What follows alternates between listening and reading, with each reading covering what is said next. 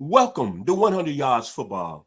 Today we have our college football team preview. We're going to highlight the Texas Tech Red Raiders. So if you like the video today, please comment and share it. We'll surely appreciate it here at 100 Yards Football.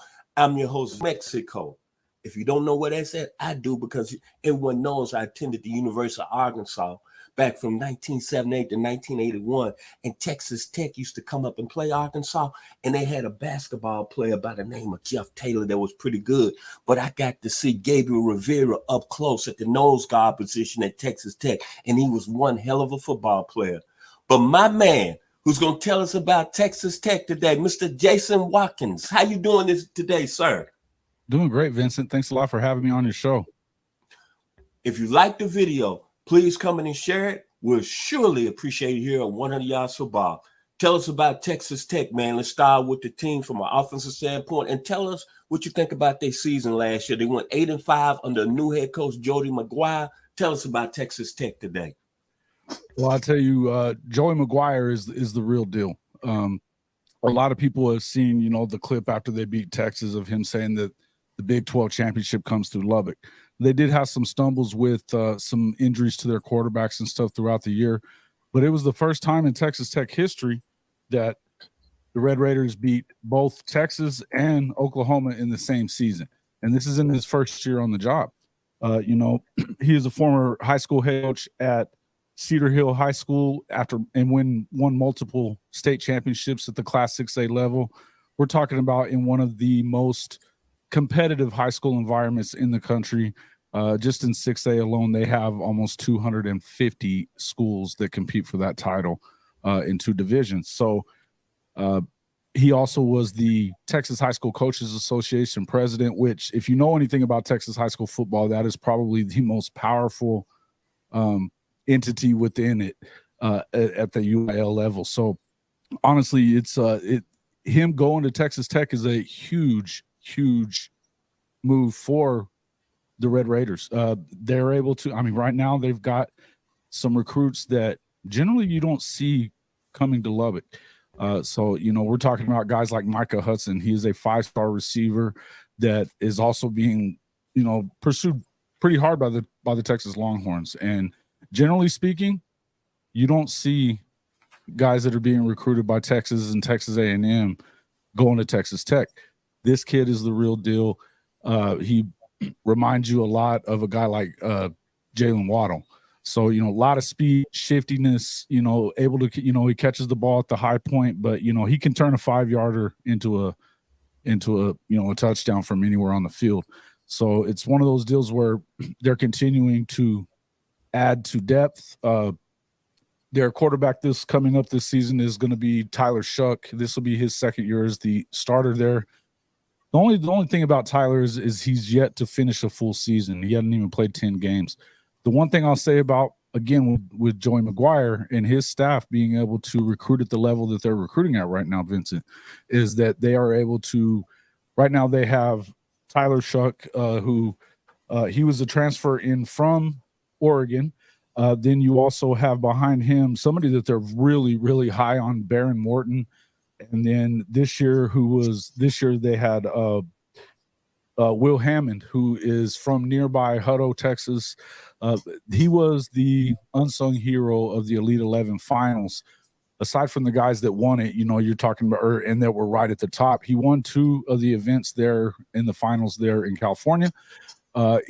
Big live arm. He hit some, his velocity and being able to hit some of the spots that he hit was even apparently impressing Michael Penix Jr. and Caleb Williams, who were there at the finals. So it's one of the guys that everybody was kind of talking about him as, he came in as some of the different recruiting sites had him as a 3-star. You had one that had him as a 4-star as well, but he's going to be a big time. And, that's 3 of them that were Elite 11 finalists. With Shuck and Baron Morton as well. So even if you do have Shuck go down again this season, you're looking like you probably are going to have a good backup coming in. And then next year, it continues to look bright for this team on the offensive end. And when you think about it, Joey McGuire is actually a defensive head coach. After Cedar Hill, Matt Rule, when he was at Baylor, hired him to become an assistant there. He stayed on with Dave Aranda as the assistant head coach, which is how he became the head coach there at Tech. I think the biggest thing for Texas Tech is to keep Joey McGuire there and happy. He does have a daughter who graduated from there. So, and he says that he wants to stay, but as we all know, Texas and Texas A&M have a kind of unlimited funds. So if he continues to progress as we expect that he will in the Big 12, you could see them come calling. There's some issues there at A&M with with Jimbo Fisher. They're having to bring in guys like Bobby Petrino to try to make this offense work. They do owe him a lot of money, but I could see that they would definitely kind of back up that Brinks truck if he proves that he can go in and win a Big 12 title at Texas Tech, which is something that hadn't really happened in the history of the league. Talk about the receiving core from an offensive standpoint. They're supposed to be the strength of the team. And then I'm looking at the Red Raiders, guns up. Last year, they averaged 462 yards, total offense, 34 points a game, 300 yards passing. But the strength of their team is the receiver position, where they got 5 receivers returning. Right. They're solid all around that. And I think the other part of it, too, would be you've got some of the running backs that are coming in. But starting off with, I would say your senior Miles Price is one of their big-time players. That receiver right there, he's coming from the Colony of Texas there. Let me see. I was actually trying to pull that up real quick. Give me 1 second here. That's one thing is that they definitely have been looking. I don't know that you have a guy necessarily on this receiving core that's like, who we were talking about just a few minutes ago. But what I would tell you is that they are solid and scoring 30 points a game. They continue to run that Mike Leach offense. Mike Leach has been gone for a long time from Texas Tech, but his offense lives on there. It lived on with Cliff Kingsbury. It also lived on, it didn't make it with Tommy Tuberville, but he didn't last very long at Texas Tech either. And then, the last few guys that have been there have continued to do it. With the way that they're doing things there, they're going to continue to put the ball in the air. But with Micah Hudson is the type of receiver when you get him that is different than that. I don't know. I guess you call it that quintessential possession receiver that you generally get at Texas Tech. You've had a few guys here and there that have been, just out of this world good. But I think that, that's where they're definitely working to bring that up. They have done a good job with guys like Jaron Bradley. He's a sophomore coming in. They're expecting a lot from him this year. He's out of Frisco, Texas at DeSoto. They're the defending state champions. And so this is his sophomore year. He's 6'5", 220, expected to kind of come in and kind of get things going this season as well. Then you've got, you've got a senior in Loic. I have trouble with his name, but it's Fuanji, 6'4", 215. He's at Midland Lee in Midland, Texas. He's also, expected to do, again, that's going to be your outside guys that they're expecting to kind of get things going and be able to catch some of those 50-50 balls that you got to throw in this league. So I do feel like your number ones are probably going to be Miles Price, though, another senior, 5'10", 190. He's also going to be solid for them as well. But I think a lot of it is going to go on what you see these quarterbacks do. I think a year ago, they got both of their quarterbacks hurt quite, to be honest with you. And so when you end up having that happen, that results in a loss at NC State. That results in a loss on the road at Oklahoma State. They go for a fourth down at their own 30 against TCU. Probably not the greatest call in the world, I would say, at that point of the game. But if it works out, they probably end up winning that game. So they were in pretty much all the games that they played. It's just one of those deals where you would hope that in the second year you're going to see them kind of come through there in better fashion, But I think the main thing is that Coach McGuire he's really electrified the city of Lubbock, and the people are getting behind him, and to come in and be able to do what he did in that first year. They've added, they're building a new 200 $100+ million facility there at the stadium at Jones AT&T Stadium there in Lubbock.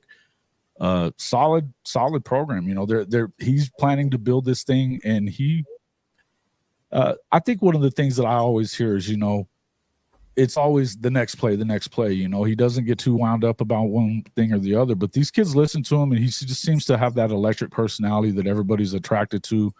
And again, I guess that's kind of what it takes to be the president of that Texas High School Coaches Association, which in the state of Texas is kind of similar to being the head coach at Texas.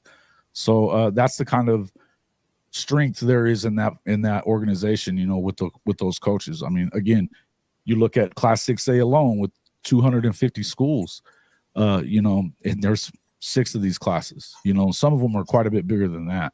So a lot of coaches, a lot of power within high school football there. And in order to get that job, you've got to be one of those guys that can talk people into stuff. And, you know, obviously it's working very well with him and his staff, who've been able to get into to living rooms that generally Red Raider coaches aren't getting into.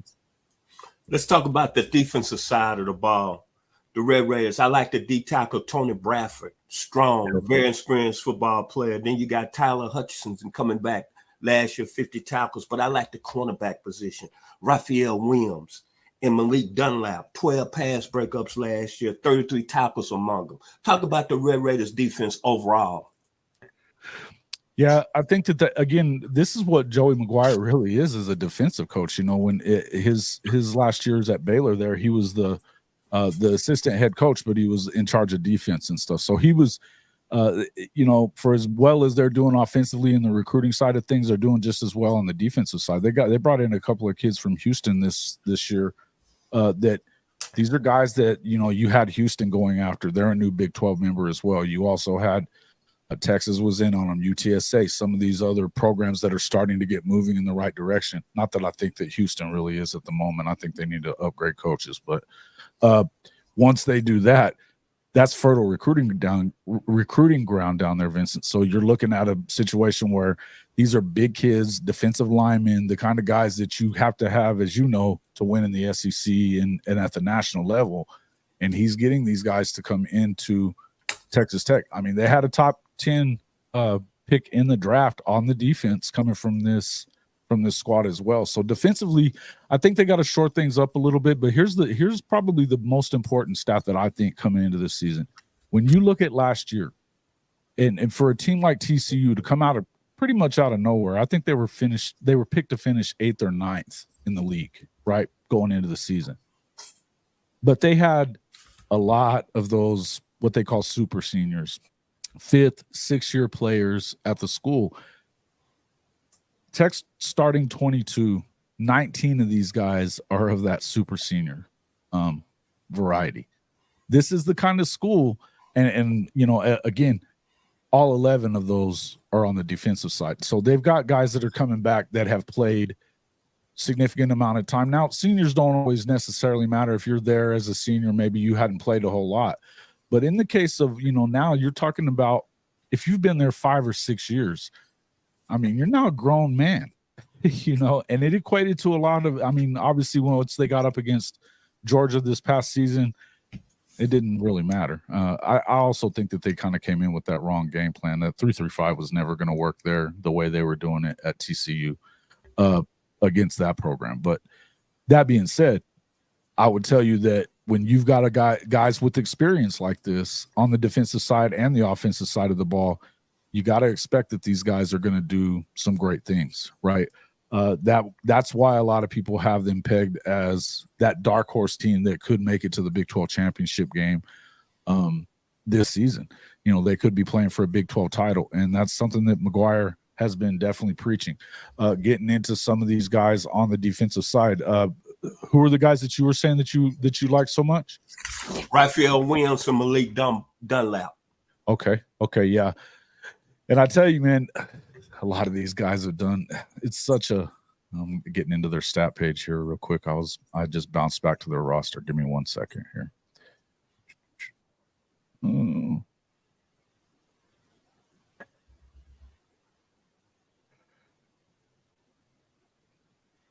Yeah, so they have, okay. So Let's see. Opponents only scoring, for them scoring 34.23 points a game, their opponents scored 29 points a game against them. Obviously, the Big 12 is an offensive driven league to an extent. I think that over the last few years, it's actually that long time belief that it's just a basketball game where you try to score as many points as you can. It's not really the truth anymore. They run the football very well in this league nowadays. One of the things that they outrushed their opponents, which was a big deal. They only allowed 113 first downs via the rush. They had more than 50 more passing first downs than their opponents did throughout the year, and they weren't penalized a ton either. So they only gave up an average of let's see, hold on real quick, an average of about rushing. Come on now. Computer's kind of doing. They gave up an average of about 256 on the ground, which is not great, but their opponents were giving up 302 yards. So again, this is a new defense that they're starting to learn now, and this is something that they're definitely shoring up through the recruiting of getting these big guys in the trenches, which is the most important thing. If you're not getting a lot of pressure on the other quarterback, if you're not able to plug up those holes in the line, it's going to be a long day. I think that, the next team we're going to talk about, that was a lot of what was going on with them last year, was that they just couldn't get any pressure on the football. Their secondary is strong as well. That's one of the things that I've seen the most, is that they did lose one of their top hitters there on that secondary, but as far as coverage is concerned, they're solid. I would tell you that I believe that this is going to be a big year, and they've got some big games coming down the stretch that you're going to see. We're going to find out a lot about them, even in week 2. They're going to go up against Oregon at home, be playing host to Oregon. And so we're going to see a little bit about them right away. First game of the year is against Wyoming. It's in Laramie, Wyoming, but they come home for that home opener, and they host the Oregon Ducks. We're going to see a little bit about what these guys are made of. I've seen, and I know you have too, whenever Bo Nix was at Auburn, he had some interception problems. If they can get pressure on him, this secondary will shut it down. And there's a reason they called him Bo Picks a lot when he was at Auburn. So I would tell you that if they can get some pressure on the quarterback in that situation, that could turn into a great game. And if they're able to, I think if you can even stay really competitive and make this a real game, that you could see them really kind of take off from there, right? That's kind of a pivotal moment, I would think, Vincent. Okay, your final words on the season with Texas Tech this year under Joey McGuire. Yeah, you don't see a ton of losses. I mean, they could lose that second game, obviously, but after that, forget the Tarleton State game. They are at West Virginia. West Virginia's picked to be last in this league. They've pretty much got a coach that's a lot of people said dead man walking in Neil Brown. Houston, they get to host Houston. It's been a bit of a rivalry between these two schools even before Houston got into the league. I believe that they're going to win that one. They did lose to Baylor a year ago. They're looking with revenge on their minds a little bit there. I'm not too sure that I believe in Baylor as much. So, but early on, I believe until they get to that Kansas State game, which is on October the 14th, they shouldn't lose more than just one, coming into that one. Then you have road games at BYU. I think that's one of the hardest places in the country to play. That one could be a loss, but again, towards the end of the year, they're going to host TCU, the defending Big 12 champions, Kansas on the road, and then they'll have UCF on the road as well. And they close out the season on the road at Texas. It could be for a spot in the Big 12 championship game right there. I expect them to be somewhere around 8-4, 9-3. We'll kind of figure out exactly where it stands here. I feel like it could be about a year away, really, to be honest with you. But it wouldn't surprise me if they turned it around. Again, there's never been a time that Texas Tech had beaten Oklahoma and Texas in the same season. They did that in his first year.